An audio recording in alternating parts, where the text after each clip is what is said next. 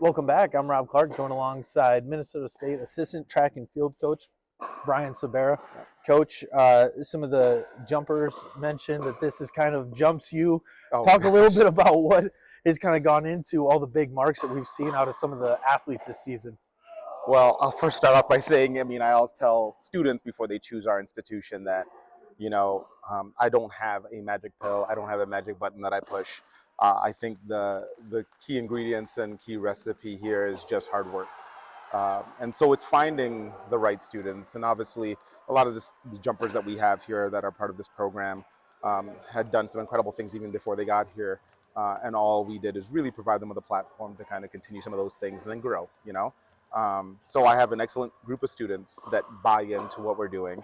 And they come in and they just work hard, and it's not questioning, what it is we're doing or how it is that we're doing it. It's a philosophy, and this is kind of what I do and how I do it.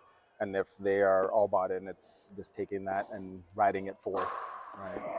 To have three athletes with the top ranking in their respective event, what's really gone into being able to have not only one but three different athletes right up there at the top of Division II? Again, I think it goes back to that recruiting piece. It's finding the right athletes, right?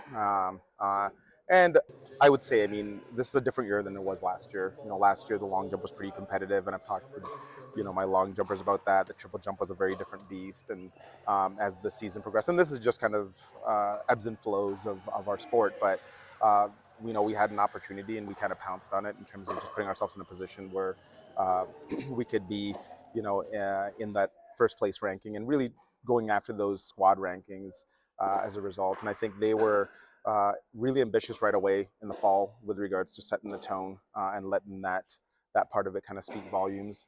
And then, like I told them, this is all good stuff, and I think it's all indications of things that they're capable of doing. But I think the true test is what we can do, at that national stage, and then hopefully this is a precursor to that, right? When you mention recruiting, what is it specifically that you're looking for in an athlete that you want to make that pitch for them to come to Minnesota State? Well, first and foremost, I'll say this. Like I'm very, and I think I've echoed this several times, but I'm very fortunate to be in a situation where I'm supported, and I think Coach Turgeon gives us the opportunity to really to say, okay, what is it that you need, and what is it that you're looking for in an athlete? Go ahead and find that athlete, and I'll support you in making that situation happen. So a lot of it goes to just having a situation where a lot of the thoughts and ideas I have for what I want the program to look like in terms of the jumps side of things, they are met with not a lot of resistance. It's kind of, Brian, go ahead. Really, I really want, you want athletes that can do it and do it at a high level, so a lot of it is just finding athletes that are sort of trending in that direction. The other half of it is really finding people that are passionate, that are driven, and that are going to come in and fuse that, because again, we start practice in September, and then you're taking that to now, and even now it's long. I need a push and a boost, and sometimes it's those athletes that are passionate and driven. They show up every single day and we do the work. And then sometimes it's me pushing them, and I'm passionate and driven because I know what their goals are and what things that they want to accomplish. But it all goes back to initially saying, okay, you know what? You have the parts. Let's get you here and get you into our program.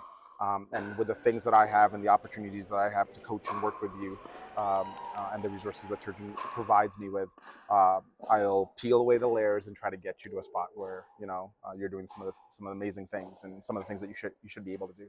When you first started here and decided to come here, what was the sales pitch from Turgeon to you? Oh gosh, sales pitch to my wife for me. No, I think the biggest thing for me is I wanted the opportunity to be at a place where I can employ some of the things that I had learned. And I've been coaching by that point in time, maybe about 12 to 13 years. So a big part of it was really saying, okay, is this a place that I can come in and try these things and see what my growth potential is and what I'm capable of doing? I loved recruitment. I loved talking and engaging with students and working with students. And that part of it was definitely a part of me that I just, whatever program I was a part of, I wanted that to be highlighted. And then the other half of it was I enjoyed coaching, and if I was going to do this and be away from my family, traveling and doing whatnot, I wanted to try to do it at the highest level and see what the possibilities are. Um, and so, really, I mean, Turgeon had a good foundation here. He had so many good things here. The programs, obviously, before I got here, before Turgeon got here, the program itself was pretty well established. And I think he came in and put a spin on it and really put it in a mold where I was, all in terms of just being able to jump aboard and, and help take it hopefully to the next place, right? But yeah. When you look at what this group has been able to accomplish Yeah. in the past, and I mean, Maverick fans might be kind of numb to it at this point, just seeing all the success. I mean, it's tough to be, one of those top two teams in the nation. We've seen the women's side be able to do that, and the men being ranked as high as they've been this year.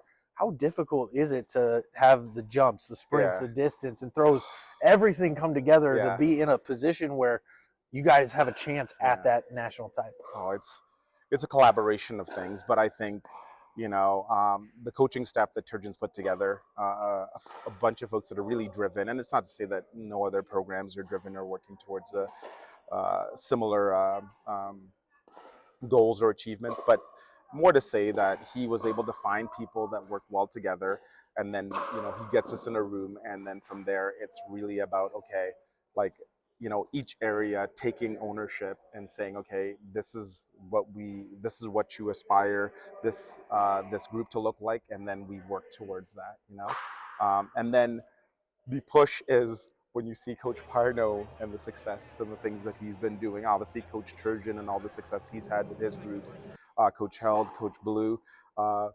You want to have those same things within your group, and you want to be a part of it. You want to play a role, at the end of the day. And I think having that constant challenge and that constant push, even from a coach's perspective, I think is huge in terms of setting the tone for what it needs to be and how that needs to look. Yeah. For every athlete that I talked to said that you're a second dad. No. What does that mean to you?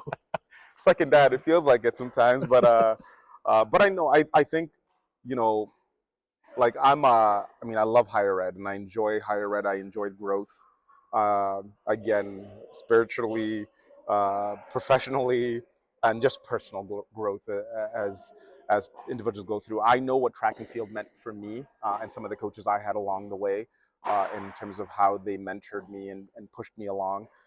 And so I try to create that same environment. I want that. I'm going to be hard on them, and I think that's important. They need that person that's going to be honest, and especially when it comes to our goals and things that we want to accomplish on the track. The reality is that we're going to take the steps that we need to, if we're focused on the right things, and sometimes the right things are the things that you don't want to hear. So I try to play that balance. I try to kind of have that balance in my coaching. But again, at the end of the day, I tell them, like, I want good human beings as a part of the program. I want people that, again, want to do larger things than just track and field.